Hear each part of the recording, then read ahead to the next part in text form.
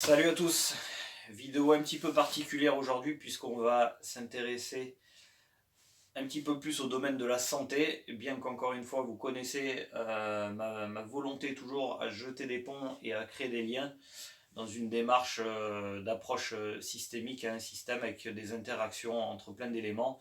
Et ben on va jeter des ponts vers la permaculture, vers notre rapport au vivant, donc des rapports de vie ou de mort, de la biologie, petits aspects d'épidémiologie. Et le point de départ, en fait, sera la maladie de Lyme que j'ai contractée en 2007. Volontairement, je prends ce point de départ qui est plus facile pour moi à traiter parce que tout simplement j'ai été concerné. Et vous pourrez établir facilement des parallèles avec la crise que l'on traverse actuellement, la maladie phare qui est véhiculée dans tous les médias actuellement. Mais pour ma part, c'était un terrain trop marécageux pour m'aventurer là-dedans.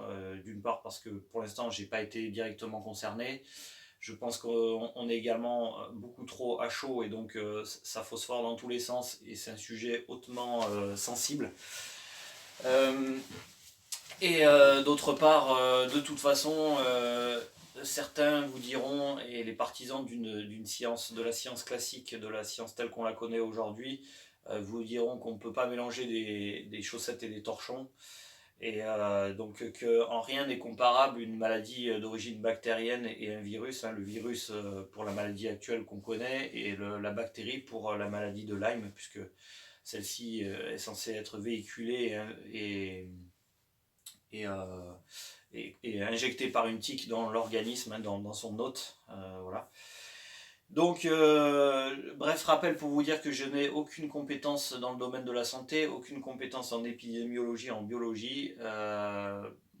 Pour autant, j'estime que mon point de vue fait partie de la liberté d'expression et même si celle-ci se réduit à peau de chagrin aujourd'hui, eh bien, j'espère pouvoir partager ce petit moment avec vous et il vous revient à vous de fixer les limites de mes compétences et moi-même j'essaye de travailler là-dessus pour m'en tenir à ce que je maîtrise et ce que je connais tout en avouant que ce domaine je le maîtrise pas du tout totalement et que ça reste mon point de vue qui est subjectif à ce sujet-là. Euh, donc point de départ, maladie de Lyme 2007, je me retrouve sur un lit d'hôpital, paralysé, hémiplégie du visage.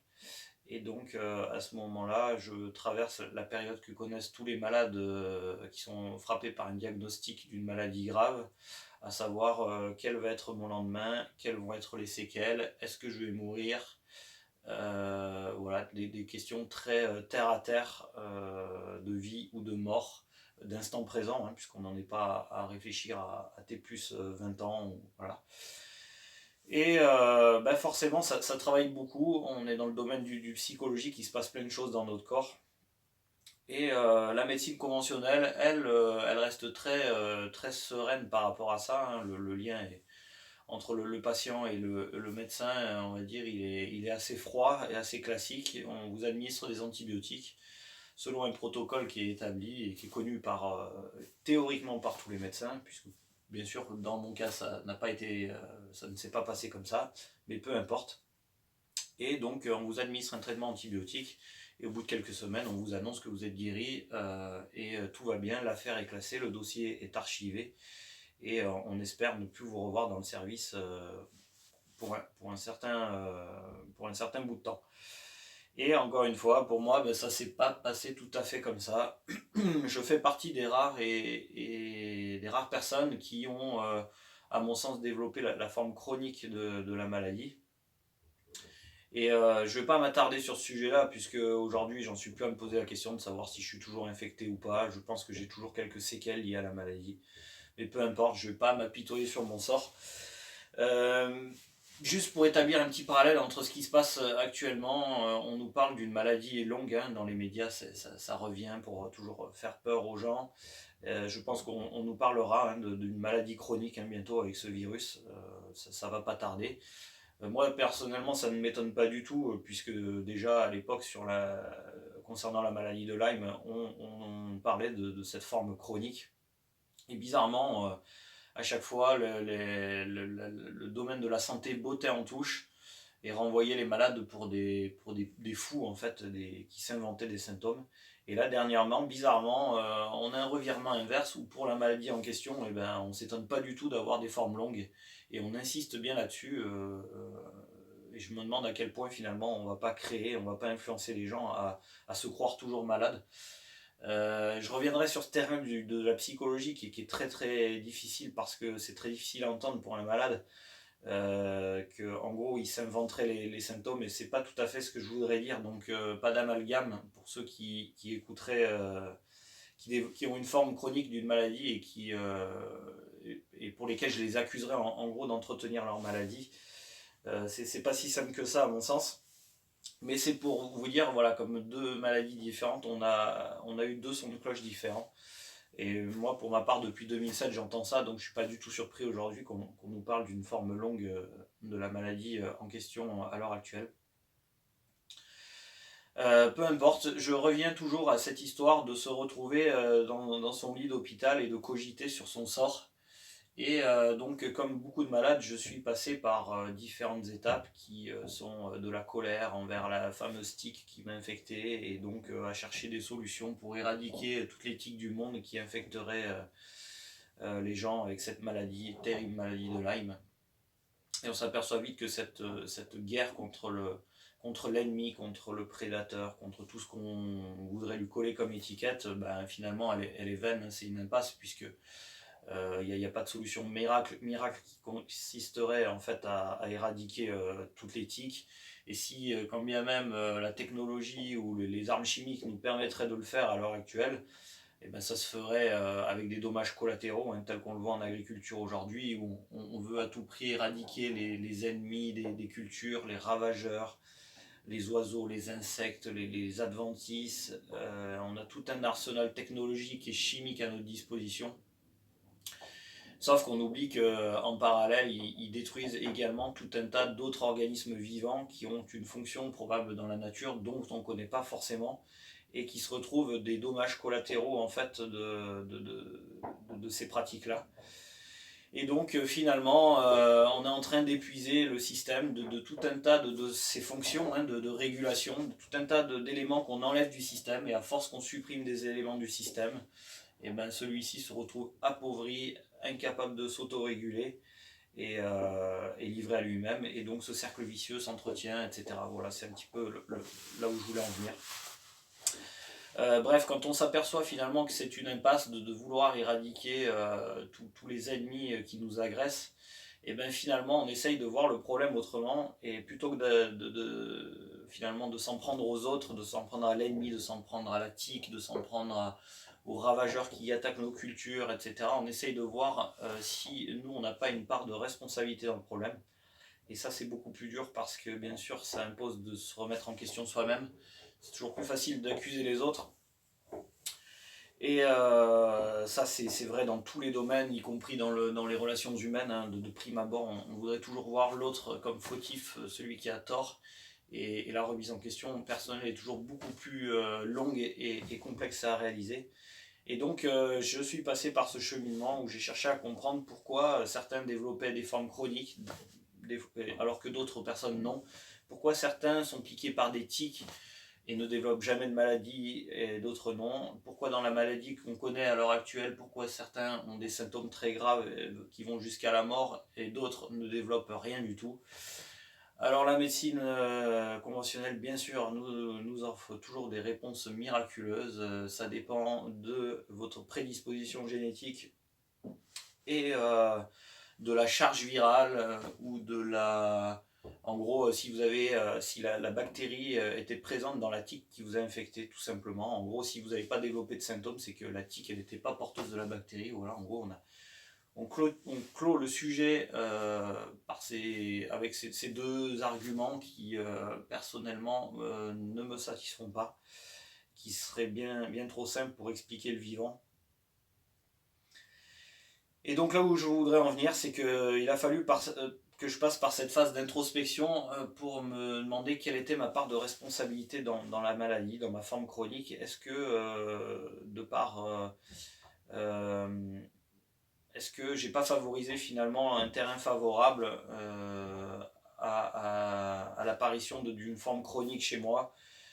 Voilà, c'est en fait, dès lors qu'on commence à s'interroger là-dessus, on rentre dans le lien, le rôle du psychisme sur notre maladie.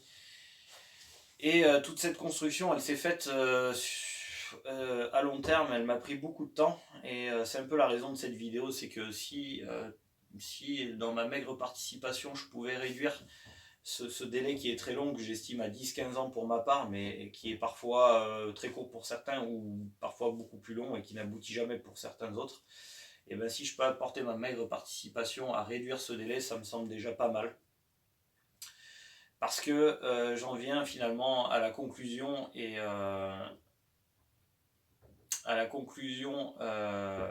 l'ouverture possiblement sur les prochaines vidéos. La conclusion que finalement le psychisme aujourd'hui a une part très très importante dans la survenue d'une maladie.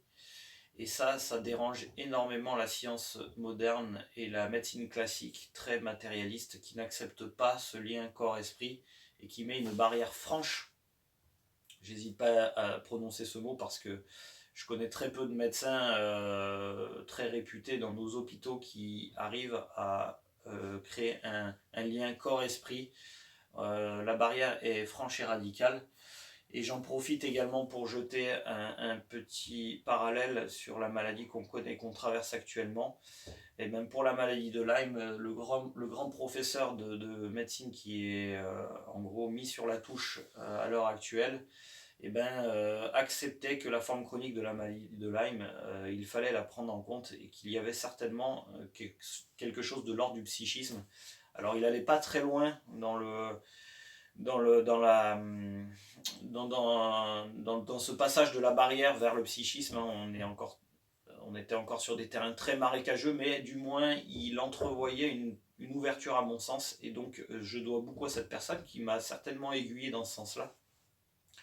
Et aujourd'hui, malheureusement, c'est des gens qui sont mis complètement sur la touche parce que on dérange, on remet en question les fondements matérialistes, les plus matérialistes, qui finalement font peur à énormément de professionnels de la médecine, parce que à la fois cette remise en question cette remise en question a des implications sur leur métier, mais sur eux-mêmes, sur leur conception de la vie, leur conception de la mort. On a une célèbre professeure de médecine qui nous a confié il y a quelques mois qu'elle avait horriblement peur de la maladie qu'on traverse à l'heure actuelle. Et donc ça en dit très très long sur notre rapport à la vie, sur notre rapport à la mort. Et à mon sens, si on ne l'interroge pas profondément, on est sur la partie visible de l'iceberg. En fait, on brosse la surface de cet iceberg, et on n'aura jamais accès finalement à quelque chose de plus profond. Et on s'en sortira jamais en fait avec cette histoire de maladies chroniques, de nouvelles maladies émergentes, des maladies de société, etc. Enfin bon, peu importe, je suis en train de m'égarer, il faut que je recentre absolument sur le lien avec la permaculture. Pourquoi j'établis un lien entre la maladie de Lyme et la permaculture? C'est tout simplement parce que du coup, cette maladie de Lyme m'a permis de revoir mon rapport au vivant, comme je vous le disais à un moment donné. Ça sert à rien de s'en prendre toujours à l'ennemi, à croire que la faute revient aux autres. Et donc que je parle d'humains, d'insectes, de plantes non désirées, finalement c'est la même chose, on est sur des organismes vivants. Et croire que les autres sont des nuisibles, sont des parasites, sont des fautifs, sont des prédateurs, sont des ennemis, c'est à mon sens une impasse. Il faut faire avec, on fait partie des organismes vivants. Et croire que l'autre est toujours un ennemi nous mène, à mon sens, dans une direction qui est la voie du transhumanisme. Et ça, je vous invite à faire des recherches là-dessus parce qu'on est en plein dedans. On va droit vers cette idéologie qui, à mon sens, est un massacre et qui est terrible pour l'avenir des générations futures. Donc, cherchez le transhumanisme et vous verrez que cette logique, à mon avis, est extrémiste et radicale. Et malheureusement, c'est la voie que l'on prêche aujourd'hui. Donc tout ça pour vous dire que mon rapport au vivant a grandement changé avec cette maladie de Lyme, où j'ai arrêté de chercher toujours l'ennemi, la dangerous tique qui m'a infecté, mais plutôt de voir en quoi finalement on ferait mieux de voir quelle est notre place, nous, d'être humains sur cette terre, et d'essayer de cohabiter avec tout ce qui nous entoure, et non pas d'essayer de s'asseoir sur la nature et de régner en maître sur la nature, mais plutôt s'insérer là-dedans et voir comment on peut faire au mieux pour cohabiter. Je dis pas qu'on doit s'écraser ou s'effacer face à la nature, puisqu'il y a des rapports de prédation, il y a des rapports de... voilà, quand on parle de la loi de la jungle, ça existe également. On ne doit pas se livrer et on doit faire en sorte de, de, de coexister au travers des autres êtres vivants sur Terre, mais arrêter de vouloir régner en suprématie sur la nature. Voilà, c'était un petit peu l'objectif de la vidéo d'aujourd'hui. Et donc forcément, quand on arrive dans ce genre de réflexion, on arrive sur le terrain de la permaculture qui essaye du moins de trouver une place à l'être humain dans ce système-là, et dans notre rapport à la vie et à la mort. Et voilà, encore une fois, pourquoi je n'exclus rien entre la maladie de Lyme et mon arrivée dans la permaculture, hein, au bout de 10 ans. Finalement, il n'y a certainement pas de hasard. Cette construction qui s'est faite, que j'ai construit moi-même du réel pour essayer de le comprendre, comme dirait le docteur Louis Fouché, pour le rendre intelligible, pour le rendre compréhensible, ce réel. Ben finalement, moi, c'est les solutions que j'ai trouvées, c'est mon cheminement logique, c'est le raisonnement que j'ai appliqué. Je répète, qui ne prévaut que pour moi-même, mais je pense que beaucoup se sentiront concernés par mon mode de raisonnement, peu importe. C'était la vidéo du jour et j'espère qu'elle vous aura plu. J'ai été très bref et on reviendra bien sûr sur plein de détails là-dedans. N'hésitez pas à vous abonner et à laisser des commentaires, c'est ce qui fait vivre la chaîne. Merci à tous et à bientôt.